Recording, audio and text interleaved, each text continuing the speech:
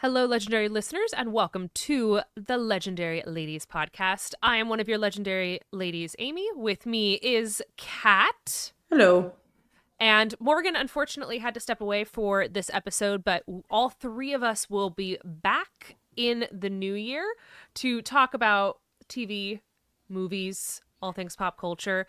And specifically, we're really excited to talk about the entire season of Heated Rivalry that we're It's watching on fun HBO. because I think it's the only show we've done a pilot pod for and then decided to do a season overview. That's cool. Immediately. Yeah, immediately because too. it's so good. Yeah, And no, I'm Kat excited hasn't about even it. seen episode 2 and 3, but I'm waiting to watch all of it. That way I could just can't. binge it all. Oh, I don't want to I wait the wouldn't week. want to. I rather You'd rather wait like 6 weeks to get it going. Yeah, Ridiculous. no, I'd rather, especially because it's only 6 episodes. I think if it was like 20 episodes, I could have It's been only like, 6? okay, it's only 6. Oh, I thought it was going to be at least 10 or 11 like The Pit. It's No, only that's why. 6? That's why I was like, oh, I'll wait for the 6 episodes. No, I'm excited. I watched episode 2 right after I watched episode 1. And then episode 3 follows a different set of characters than episode 1 and 2, and it literally is like this perfect little 55-minute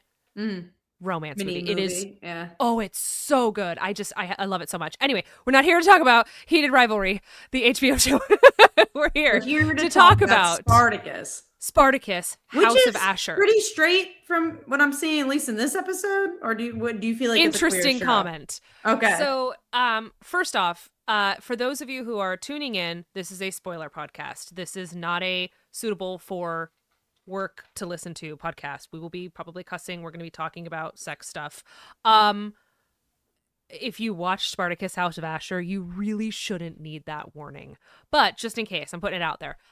We are going to be talking spoilers. So before we get into this, the two of us had actually talked about, do we want to do the new one or do we want to do a pilot pod for the original series back from 2010? We continuously got confused of which one we were going to cover. Correct. But this so recently came out that we're like, let's be fresh with this because it like we want it, like we're going to post this tomorrow when we're recording it, so we could just get it. And also who is covering Spartacus in a good way. Like I think it is a very niche show. So I think in that regard too.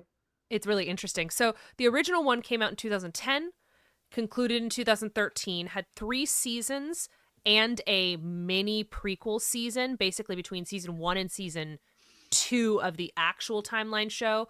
They needed to fill space and time while one of their main actors was going through chemotherapy, Andy Whitfield, who unfortunately actually was diagnosed with stage 4 non-Hodgkin lymphoma at I think age 32 or 33. Wow. He was really young. Heartbreaking, wonderful, beautiful man. I actually got a chance to see him at Comic-Con back in 2010. And he was just one of the most remarkable individuals that I ever got a chance to watch on stage. And 2010, that was well over 10 years ago. And I was like baby nerd. I was going to Comic-Con 15 years ago. I think it's almost it's close to 20 years now. 2010. Okay, hold on. Hold on. We're not closer. We're at 2010. 15. I'm sorry. No. Well, hold on. Yeah, but we're gonna be at 2025. 16. Yeah, but we're gonna be at 16. That's 15 years. Yeah, I know. 15 I was years like, wait, ago. am I saying that? So I'm like, I yeah. wasn't even old enough to legally drink. That's the kind of baby nerd I was. Anyway, I got to see him at Comic-Con. I actually went to and this is what I'm saying this. I went to every single Spartacus Comic-Con panel. I did when I worked for a bunch of those gaming websites for a while, I did press for Spartacus. We had these wild conference calls where it was like a press room conference call where they had like 50 journalists and you got the chance to ask one question of a panel of whoever was on the call. There was the showrunner, Stephen DeKnight. There was all of the different actors. And I loved this show. Was the crowd very big when you went to Comic-Con, or was it a smaller crowd? Okay, so it was room 6 BCF. If you've ever been to, okay, but it wasn't ballroom 20. It wasn't ballroom 20, but it was room 6 BCF. It was very niche. I would say 80 to 85% of the audience was male. There were very few female. Yeah. Oh, because of the violence. Yes. Because of the nudity. And but they were male. Oh, so gay male audience. Or No. woman, And you're this saying. is no women. But here Okay, okay. here I is where we're gonna find. misunderstood. No. Well, there was something for everyone. I gotta tell you, Kat. There was something Uh-huh. for everyone. Don't worry. I hope I say don't worry. There was a brilliant male gay couple in the original series that I don't know if I want to spoil. You're never gonna watch it, so I'm gonna spoiler alert it for you. Of all, because they were original characters, of almost all of the main characters, some of the only main characters that survive are this male couple. Oh, that's cool. And the gay gladiator, and so that was really cool. Anyway, Spartacus just doesn't care. They don't care about like the gay, like they love it. Queer, go for queer. You'll see hopefully more of that as this series progresses. But anywho, all this is to say, I'm a huge fan of it. Kat, you have no Spartacus history. No, I only from like news articles, because I remember the show was popular when it first aired because it was like one of the only shows with like full frontal nudity for men. Yes. So I remember that was something, and obviously the violence, that it was very violent for a TV show. So I remember that, but other than that, I've never. I don't love period pieces, so I am always the wrong gal. There was no world in which Kat was ever going to voluntarily watch this show. No, but for Amy, absolutely I gonna happen. Will. And honestly, I will say this is the first time I think it was good that Morgan wasn't on, because I don't think she would have liked it, because she hates gore. So I think she would have hated this. So this is where we're gonna go. We're gonna talk a little bit later on. I think we're not gonna have a long episode, but I do want to touch on some things that are different between this series and the original series back from 2010. There are some key things that are different, and then there's something that we have to say about the main character. But first, I genuinely want to know your thoughts. I want to know just straight from the horse's mouth. What did you think? I think like a heated rivalry, episode 2. But this wasn't a Bridgerton for me. Like, I wasn't like, oh my God, Amy, come on. Like, I think there was interesting violence. I think, I think the tone of the show is interesting. Is it my show? No, I don't. Like, we were mentioning this before. You're talking about it's very like Shakespearean, like the language. I don't love Old English very much, because it's so interesting, because I think Old English is very much like you need to analyze it, right? You have to be like, this is what it means to just understand what they're kind of saying. And for me, words are important, but almost in a different way. Like, I love when it feels so run of the mill that it actually does mean, like, it means something more than what you just said. And you can't get that with Old English. Old English is more of like, what are you actually trying to say? Like, you have to analyze like what is actually just trying to be said in general, in my opinion. It's interesting because the language is a huge factor for it. Yeah. It's hard to describe it. You like it too. Well, and it's hard to describe it in any particular way, because you can't describe it as it's not true Elizabethan language. It's not true. It's not Shakespeare language. It has a lyricism and a cadence to it. It's very theater for sure. It's like, very theater, and I get excited when like for instance, instead of he got what he deserved. He got what he deserved. Instead, they said he came to deserved end. Right, and even just the choice of saying deserved. Oh, see, for me, I love that. I dig that, and that's why I love Shakespeare so much. It was actually funny because I recently kind of came to the recognition and thought that I watched the entirety of this show before I started doing Shakespeare. And I wonder if one of the reasons that Shakespeare feels so insanely natural to me, and that I can cold read Shakespeare better than I can cold read regular, straight plays, is because I was immersed in this show for 3.5 years. Like, I wonder if literally just the language and the texture and the way that that the characters talk, like, I wonder if I was like, that was formative for me. That was when I was age, at that point, 20 to 23. Yeah. Right at the end of college. So that was at the point where I was learning how to be an adult. Again, I wasn't even of drinking age, and I didn't drink, but all of a sudden I'm watching all this stuff and listening to all this stuff, and I'm so immersed in it. So I do wonder if like that contributed to why Shakespeare performance feels so natural to me. Well, and also why this show is very different than other television shows is the cadence. Like theater acting, as you know, is very different than film and television acting. Because you're trying to hit the crowd behind you. You're trying to really make every word mean something. So, yeah, they really have that in this show. So I think it just depends on personal preference. Yeah. I don't disrespect the show by any means. I don't know enough about the history to know if this is a good version of this show. I'm just like, all right, like it's from the villain's point of view, right? That I definitely understood that. I will say the show does a good job at explaining what happened before, though. That's something I will say. This is the big question. I want to know, is this accessible to an entirely new audience?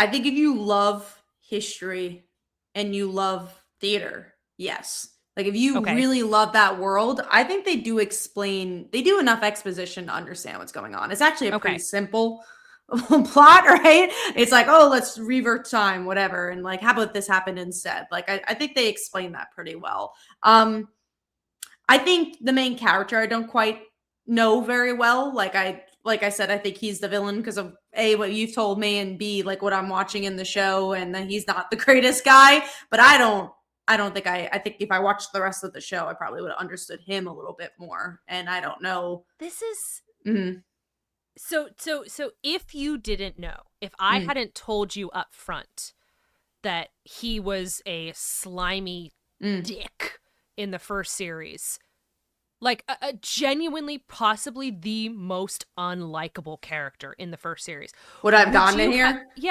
Yeah, because of that guy he gets killed off. I think that's something that is just like, oh, all right, so he's not the greatest. He has rage issues. Okay, so this is my challenge that I have with the show, is that, and I've said this from the beginning, since they announced the show and the main character, my very first thought was, you've got to be fucking kidding me. Ashur? He was not only my least favorite character, he is arguably the least likable character. And I say that understanding that there are characters that you're supposed to like to hate. Sure. Tyrion Lannister, like just look at Game of Thrones. How many characters do you just love to hate?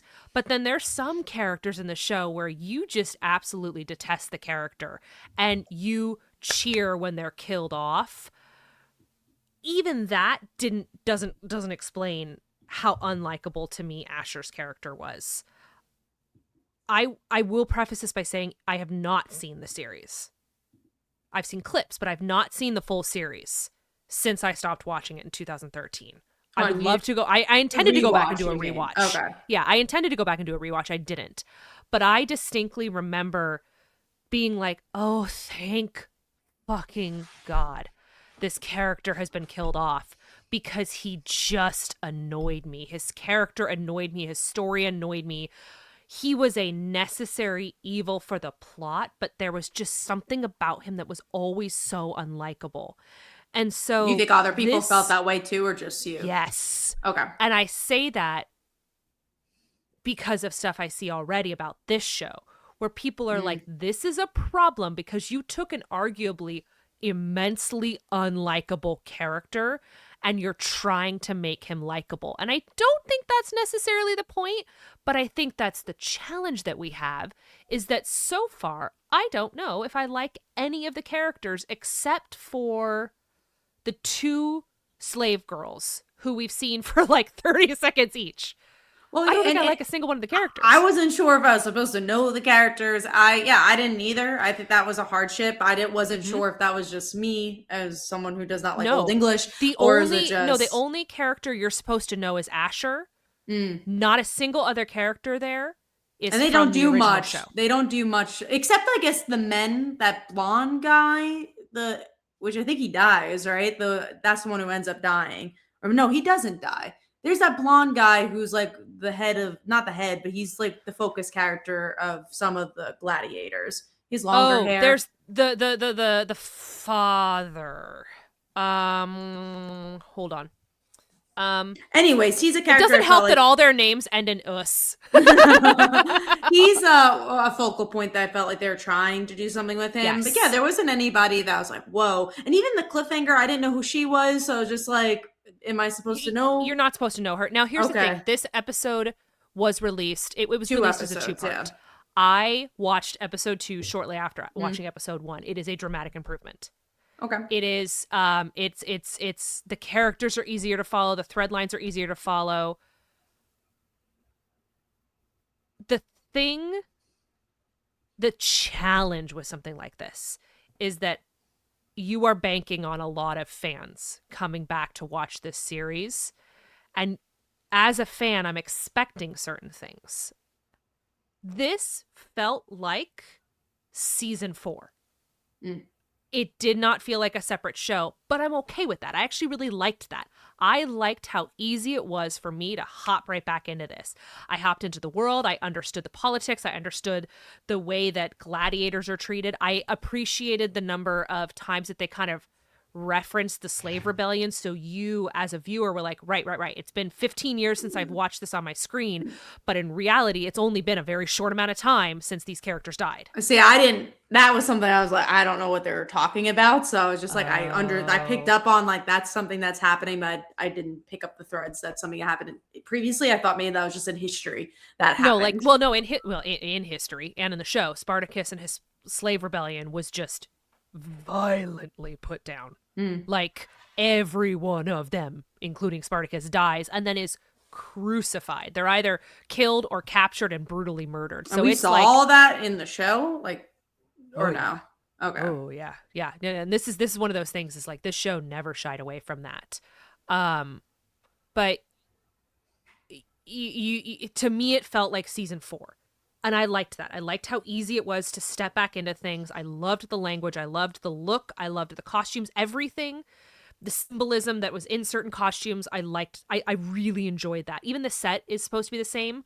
So just from Wikipedia, I know that many of the individuals involved with the first series are back. One of the writers, Aaron Helbing, who was actually on The Flash, was on the original series. Stephen DeKnight, the showrunner, was the original series showrunner. The music composer is from the original series, and I recognize that. I was like, so if you're a fan, you should probably be like, oh yeah, this is a continuation. Yes. I'm curious with all the things you said though, and I don't know if it has another season after this. It's already been automatically renewed, and I don't know how Stars works in a way where it is it's a show, it's a cable network like HBO. So it's just like, how many people do need to watch this to succeed? I'm not actually sure, but do you think they lost a lot of people because of the character they picked? And do you think it's something should they pick a different character? Do you think they will get renewed to tell more stories? Here's the problem. Well, okay. So I think if they had, I don't know. I don't know if they had picked a different character, if we would have seen things better. But there are a female character too. Would that have been more interesting? That's actually, I know they had stronger. There's two things. Mm-hmm. There's two things that I think one I see, one I think a white male audience sees. So the thing I see is that in the original series, there was a very clear upstairs, downstairs story setting. Sure. You had Lucretia and her husband, Batiatus. So you had the main upstairs rich heads of the ludus, who are basically the people who own these gladiators, and then their whole life, like basically the gladiators to them are property. They're like horse races, right? So you have the upstairs people, the Romans, the rich ones who have nice wigs and good hair and nice sex and orgies and good food. And then you have downstairs, and downstairs is the gladiators. They all have to bathe together, which they do in Rome anyway. They're gonna die, and there's a sense of the brotherhood, and they eat really shitty oatmeal, and they live in cells. And it was very clear. We get a lot of the downstairs right now. We're missing the upstairs, and the upstairs within the first episode of the first season, you meet 4 upstairs characters: Lucretia Batiatis, Alithia, and her husband, Glaber. God, it's been a while. And you very quickly are like, I think we're supposed to hate these 4 people because we're supposed to be on Team Spartacus because it's his show. But I think I might actually like these 4 people. Right. The problem we have House of Ashur right now is that Ashur used to be a downstairs character, and now he's a quote-unquote upstairs character, but he's not an upstairs character because he's talking to his slaves like they might actually have some sort of stake. Whereas in the original series, if they talk to a slave, sure, they might tell something to a slave, they might admit something to a slave, but the slave characters might also literally be killed off like that, and they're like, that sucks, I'll buy another one. So there's a lack of that makes it difficult to understand where Ashur fits into everything. That's supposed to be part of the story. Episode 2 deals more with that and steps more into like, okay, well, he doesn't know where he fits in the world because he used to be a slave. And because he saves this rich Roman, or the Roman general Crassus's life, he gets to be an upstairs, but he's actually a downstairs at heart. So that whole challenge is supposed to be there. But what I'm saying is that we are missing those 4 elite Romans that made me genuinely be like, who the hell am I rooting for? Because right now I'm not rooting for anyone. The second main problem is the white male audience problem. And I say that as bluntly as I can because you can't avoid the internet. The internet, specifically Facebook, has a really big problem with a female gladiator, specifically a female African-American gladiator. And I mean, they have a big problem with it. That's so crazy. It is. To us, it makes no sense. Historically, there were female gladiators. But the internet's very upset with the fact that there is a female gladiator who is supposedly strong enough to fight Roman men. I feel like it would take me maybe 20 minutes to find historical female characters, warrior characters who can fight men.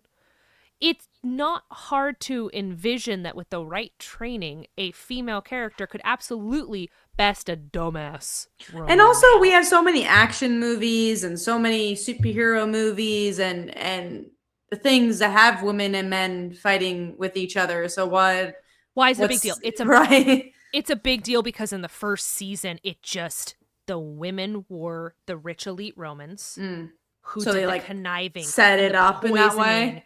And yeah, they did the conniving and the poisoning and the Lady Macbeth sort of moves. They're not used to the female being in the pit. They're not used to the female being as part of the brotherhood.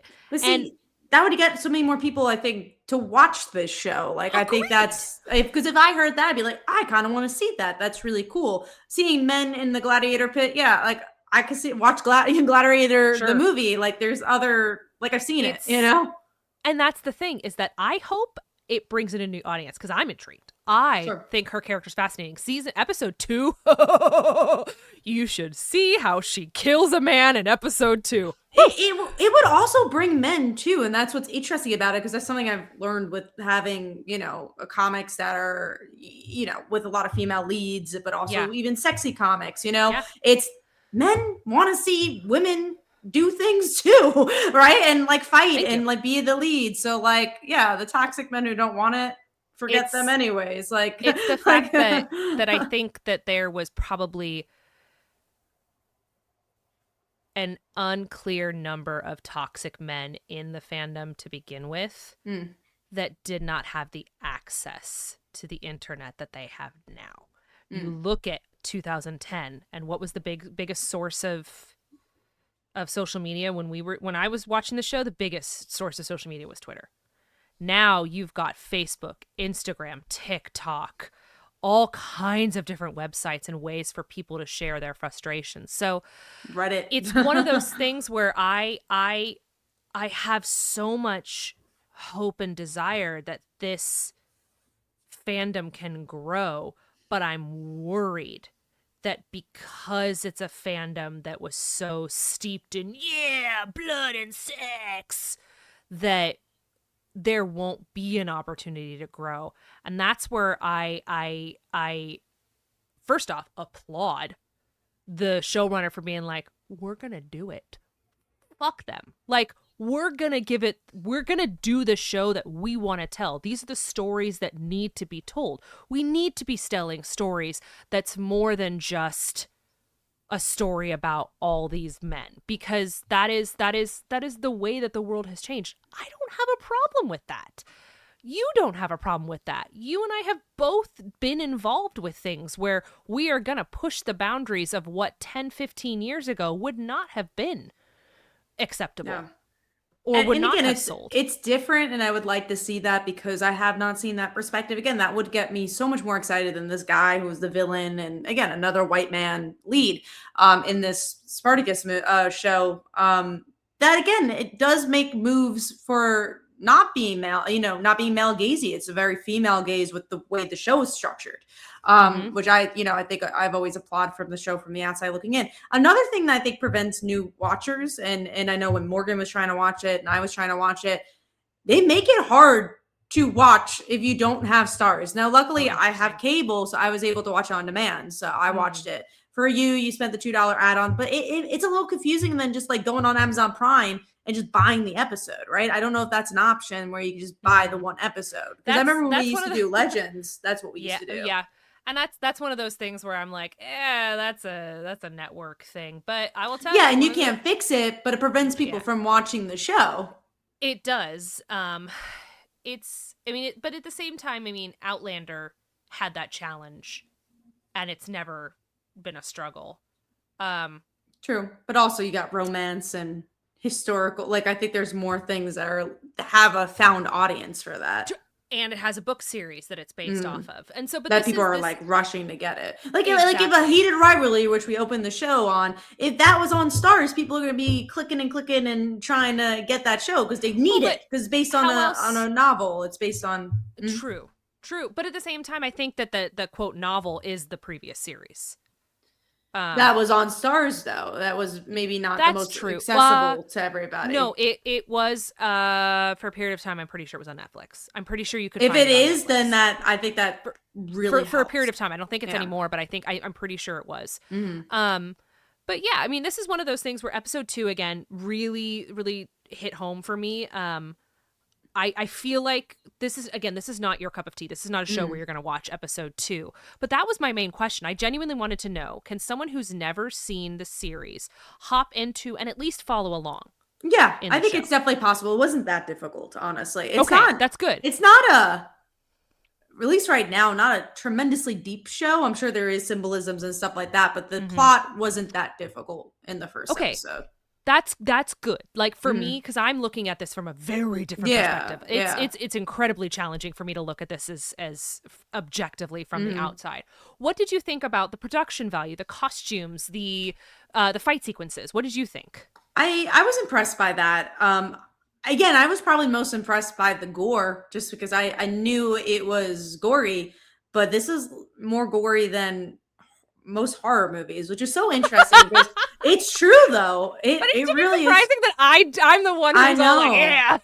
It's more gory than, or maybe on the same placement as The Walking Dead, maybe. But honestly, I think it's more gory than The Walking Dead. Yeah. And it's so interesting because I think people have such weird thoughts about horror movies where people are like, I do not like horror. Like a good example, I went to go see The Running Man with my mom because we're like, let's go see a movie together. And she's like, what's this movie about? And I was like, oh, it's about like a reality. I don't even think I told her the premise because like I only know a little bit about it. So we walked in and she's seen the trailers and she is watching all these horror movie trailers. And she's like, it's a horror movie, isn't it? I hate horror movies. And blah, blah, blah. And then she's watching it and she's like, this is disgusting, this movie. I'm like, Mom, it's not a horror movie. It's just the other trailers are horror movies, but she kept thinking it was a horror movie. So it's interesting in the point of view of like people hate horror movies, quote unquote, because it's too gory. But like most horror movies aren't that gory. And to this is not a horror show, but it's extremely, extremely gory. The things that be like something that you don't used to not love horror stuff. I think something you would be like, oh my God, I'm scared it's gonna be gory. I'm scared it's gonna be scary. this has more in that than a lot of horror movies. It's funny though, but it always felt very, for lack of a better term, like very clearly CGI. Slow motion. I feel like I want you to watch the end of episode 2 just to see how this individual character gets killed, because it's definitely, I was like, the props department, I gotta tell you, they did a lot of good work on that. But it also comes at the tail end. The budget. But I will also say it did look like a TV show though. Like I think if you went side by side, be like, this is a TV show, you know? Yeah. But the thing I like about the show, and again, this references a little bit on season 2, is we've talked on podcasts recently about something that bothers me is when there's no stakes in a show or no stakes in a movie, and you just don't feel the danger. You don't feel the, oh, is someone going to die? That has never been a problem with Spartacus. Spartacus will kill off its main characters and let you, the audience, suffer. And so they do that very quickly, but there's some stakes in episode 2 towards the end of the episode that are just absolutely brutal. And it's one of those things where I was like, I'm watching it and I think only Spartacus could do this. And I actually genuinely expect bad things to happen. Like, there's something about having those stakes that I really enjoy. And they set up very quickly with Ashur just absolutely decimating that one guy who I totally knew was going to die right away. I was like, This guy's not lasting long. But that's the one thing that I think Spartacus really has going for it. And I think it's the thing that hopefully are going to continue to bring people back. What's interesting is I actually, what I don't know, and I will have to research, I want to see if the fight choreographer is the same. Because I actually think the fight choreography is not as good as in the first series. I thought it was a little shorter from what I saw in this episode, at least. Like, not shorter compared to the first season, because I don't know, but it felt a little short, the scenes than you I expected longer fight sequences, because there usually are, but a lot of that was they did a lot more of the slow-mo. But I actually found that I thought that the fight sequences seemed just a little too choreographed. But you also, the original series had people, some of the main actors had like genuine fight training. Although I think one of the actresses who plays the main character, the new one, Akelia, I'm sorry, I'm on the Wikipedia page, Tanika Davis, I think she has training. Yeah, I think she's got some sort of background in martial arts of some sort. Mm-hmm. All I know is she got great muscles. But I, as someone who's jealous of all times of like, I think back to Legends of Tomorrow. We were like, Sarah's guns. Right. I love the guns. I love guns on a girl. You go for it, girl. You rock it. I want guns. But they like it. They have very clearly like really incredibly fit people, and I know they go through boot camp because they talked about that at Comic-Con, and boot camp is cool. Wild. I can imagine. They have videos and behind the scenes from the first series boot camp, and I'm watching it. I'm like, oh my god, my back hurts just from watching them flip that tire. I can't even imagine. I imagine it's so good. Getting an acting role, and like now you gotta go to boot camp and not just act. Kat, you want to know how obsessed I was with this show? Here's the obsession. Back in 2013, 2012 or 2013, one of the like fitness trainers for them, after the show ended and he wasn't contracted on it, he had basically created a routine, supposedly, where the actors could do like very, very short but powerful workouts that would fit with their filming schedule and get them the results they needed and the nutrition they needed without having to spend 4 hours a day in the gym. And I signed up for the program and I did it. And I legit was in the best shape of my life. Wow. Well, I was in such good shape. I actually lost so much weight that I scared myself because I was like, oh, I dropped so much weight very quickly, and there was a competition for the females who looked the best, and I got accepted. Wow. I got some monsters now, but I don't have anywhere near it. But I keep thinking about going to it. And then unfortunately, I got an injury doing one of the exercises.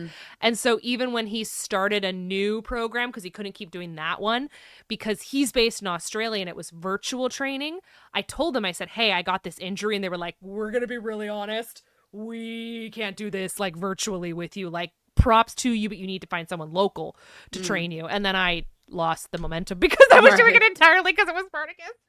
I'm not surprised by that by any means. That's like someone who goes and buys a car just because the car showed up in a Batman movie.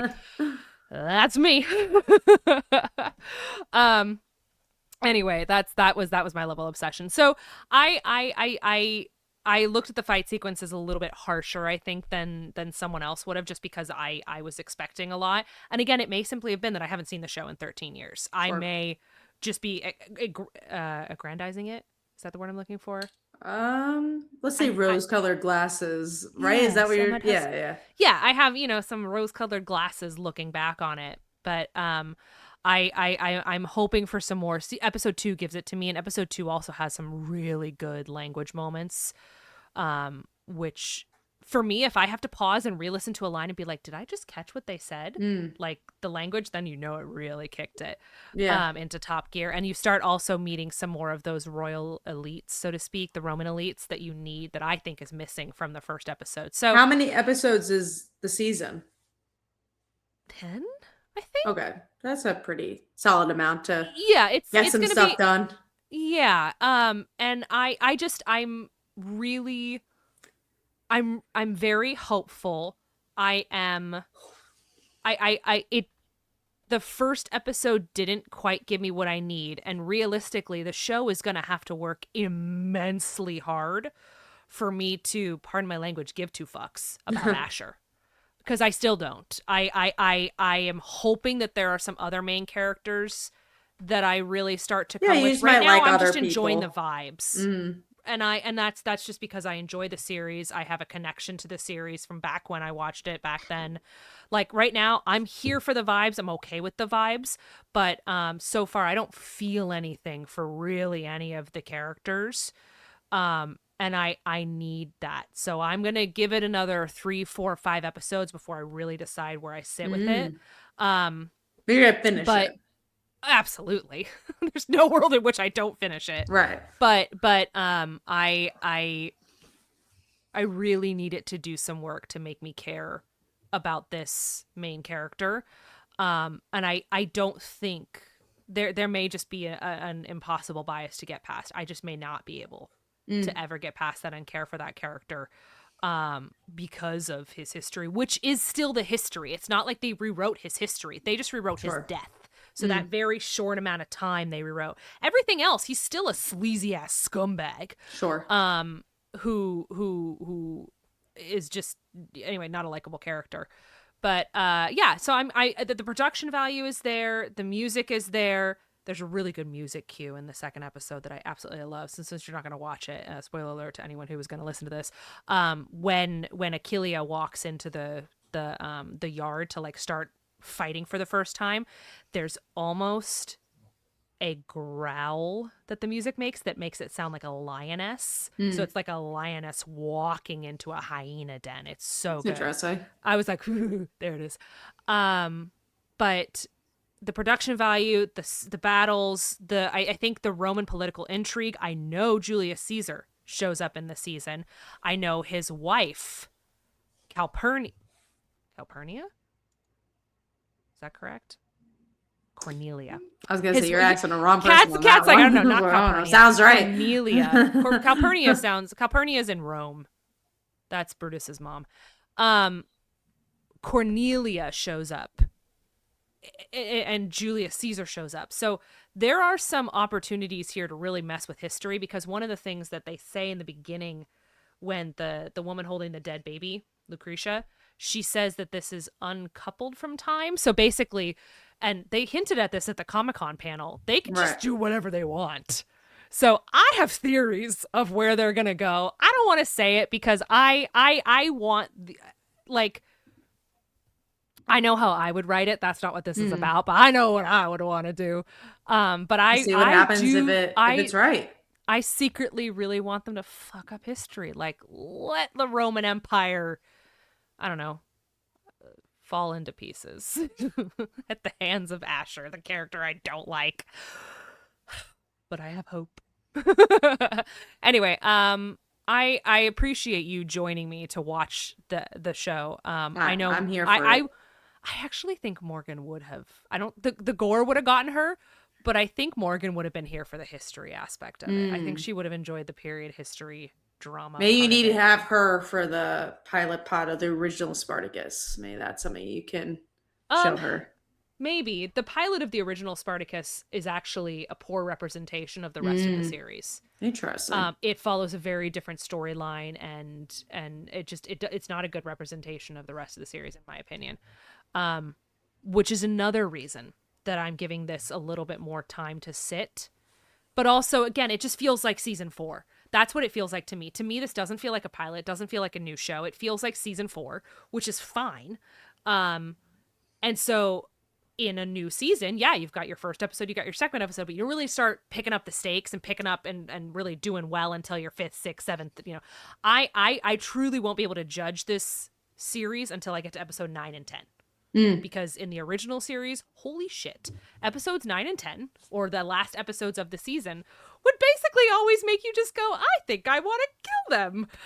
Because they're like, you see this main character, you love this main character, we're going to kill this main character in a super brutal way, and you're just going to have to be okay with it. Well, may Ashur will die, and that's why, you'll be like, all right, I'm okay. Especially because you never know if they have another season. It doesn't have to be the House of Ashur. It could be another character. That's true. They do that. They do. You are so right. I didn't even think about that, because they do that in the original Spartacus series. Each season is labeled with a different name. Yeah, so it could be that girl, the gladiator. You never know. You never know. I'm here for this. I just want them to introduce Mark Antony, who you don't know who Mark Antony is, but he is such an interesting historical figure that would be alive in this time, and I really want him in this show. He sounds like someone who would be a hairdresser today, but you don't think the name Mark Antony doesn't sound like a hairdresser? First off, Mark Antony and Julius Caesar from Shakespeare is the one who goes, "Friends, Romans, countrymen, lend me your ears." So really famous. Yeah. But also in the TV series Rome is played by James Purefoy, who was legitimately, God, I'm just putting everything out here on this episode, was legitimately my sexual awakening. Like, I consider Mark Antony to be one of the like top tier sexy badass villains who you love to hate villain. Okay. Because he's not always a villain, depending on where you are in Roman history and depending on whether or not you like what he did. That is such he's not a hairdresser for me. He's arguably a very sexy man for me.